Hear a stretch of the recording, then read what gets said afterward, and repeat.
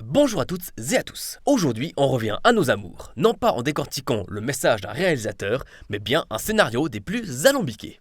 Et j'ai donc jeté mon dévolu sur Prédestination, réalisé par Michel et Peter Spearing en 2014. Film de science-fiction adapté de la nouvelle La mère célibataire, publiée en 1959 par Robert Heinlein. Bien, comme d'habitude, avant de nous lancer dans l'analyse, résumons brièvement le film.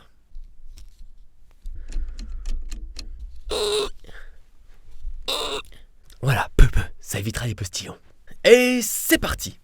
Dans Prédestination, nous suivons un agent temporel qui travaille pour une organisation qui a pour mission de faire des remodelages dans certains événements passés, notamment pour éviter des victimes innocentes. Et c'est au cours d'une mission qu'un personnage interprété par Ethan Hawke, que l'on nommera tout simplement l'agent, que celui-ci se retrouvera très grièvement brûlé au visage. Effectivement, il tentait d'empêcher un attentat perpétré par le plastiqueur pétillant, un terroriste de grande envergure. Ne vous moquez pas de ce surnom s'il vous plaît, c'est le public qui l'a donné. Cette mission échouée, il subira une reconstruction faciale, son visage changeant alors considérablement. Affecté à une nouvelle tâche, il se fera engager comme barman à New York en 1970. C'est alors qu'il ira à la rencontre d'un client quelque peu étrange. Prétextant une simple curiosité, ce client, prénommé John, lui racontera son extraordinaire vie. Et extraordinaire, c'est bien plus qu'un euphémisme dans ce cas-là. John est né femme et se prénommait Jane. Elle a été abandonnée devant un orphelinat le 13 septembre 1945. Douée de capacités physiques et intellectuelles bien supérieures à la moyenne, elle sera sélectionnée pour suivre une procédure de recrutement afin de devenir astronaute.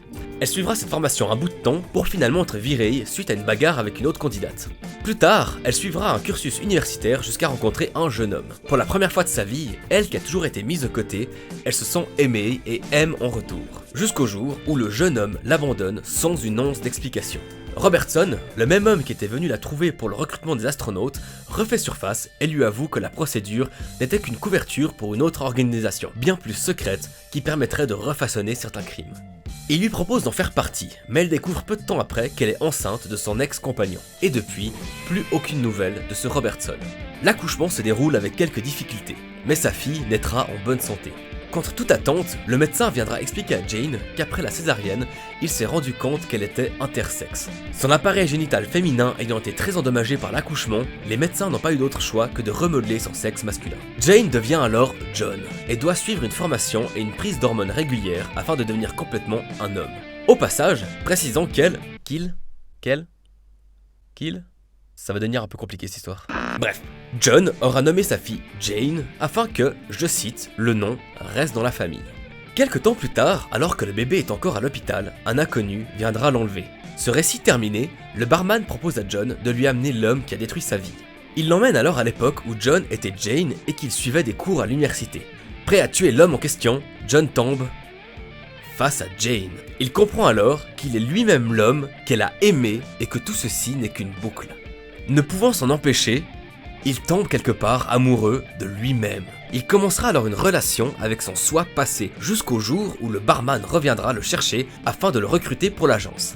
Plus tard, après avoir effectué de nombreuses missions, John a pour tâche d'arrêter le plastiqueur pétillant, le fameux terroriste dont on parlait au début. Il tentera de désamorcer une bombe, mais le plastiqueur l'en empêchera et en résultera une grave blessure au visage. Il retourne alors à l'époque où l'agence tient ses quartiers et suivra une procédure médicale pour se refaire le visage. Il s'avérera alors qu'il a le visage du barman. Et que donc, le barman, John et Jane ne sont en fait qu'une seule et même personne. C'est alors qu'il devra exécuter sa dernière mission, arrêter le plastiqueur pétillant. Oui bonjour, ici le ventilo du futur. Petit erratum par rapport à ce que je viens de dire, non ce n'est pas sa dernière mission, c'est lui-même qui décide d'arrêter le plastiqueur pétillant. Reprenons. Remontant les indices, il parviendra à le retrouver et découvrira avec effroi qu'il s'agit de lui-même. Il lui expliquera alors que suite à sa retraite, sa machine à voyager dans le temps ne s'est pas désactivée comme prévu et qu'il a choisi de l'utiliser afin de sacrifier des vies pour en sauver beaucoup d'autres. Il nous cite l'exemple d'un massacre s'étant déroulé dans un immeuble qui n'aura finalement pas lieu parce que lui-même avait fait sauter cet immeuble plus tôt, sauvant ainsi des milliers de vies en en tuant des centaines. Happé par sa colère, n'acceptant pas de devenir le futur plastiqueur pétillant, John descend le terroriste. Bon, C'était un peu long, mais c'était important de bien résumer pour comprendre tous les tenants et aboutissants de Prédestination. Sous ces airs compliqués, le film est finalement assez simple d'accès si on parvient à comprendre quelle scène se déroule à quelle époque. Vous l'aurez peut-être compris, mais Prédestination est une œuvre qui se base sur un principe de boucle temporelle. Alors, tentons de schématiser l'histoire du film et donc la vie de John, Jane, le barman, le plastique... tout le monde. Commençons par le point 0. En 1945, Jane, qui vient de naître, est abandonnée devant un orphelinat. Celle-ci finit à l'université où elle rencontre un homme, John, qui est en fait elle-même venue du futur et... Bref, on y reviendra. Donc, Jane et John sortent ensemble quelque temps. John disparaît du jour au lendemain. Jane accouche et apprend qu'elle est née avec 2 sexes. L'accouchement s'étant mal déroulé, les médecins n'ont pas eu d'autre choix que de rétablir le seul appareil génital encore sauvable, le masculin. La mère change de nom et choisit John, et nomme sa fille Jane. Le bébé se fait enlever par un inconnu. John est approché par l'agent temporel, qui est en fait lui-même.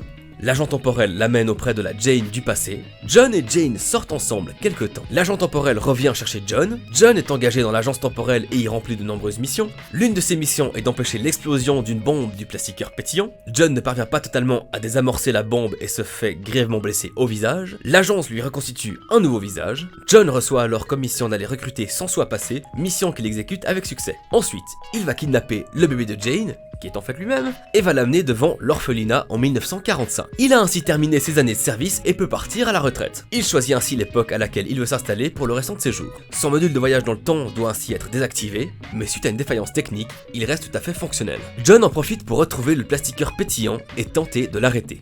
Une fois face à lui, il se rend compte qu'il s'agit de lui-même. De rage et d'incompréhension, il le tue. Les années passant, il se dit qu'il peut tenter de modifier tout seul le cours du temps pour éviter d'autres victimes innocentes. Il devient ainsi fou et se retrouve nommé le plastiqueur pétillant par les foules, et un jour, il se retrouve ainsi face à lui-même et se fait tuer. Bon, j'espère que ce schéma n'aura pas été trop compliqué à faire au montage.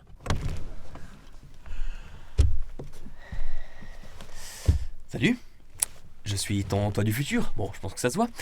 Et je viens de terminer le montage, je ne te remercie pas. Mais alors pas du tout. Bon, j'y retourne. Tchuss. Ouais. Ok, ça marche. Ciao.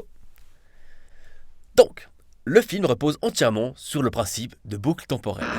L'existence de ce personnage qu'est John n'a donc en soi-même aucun sens.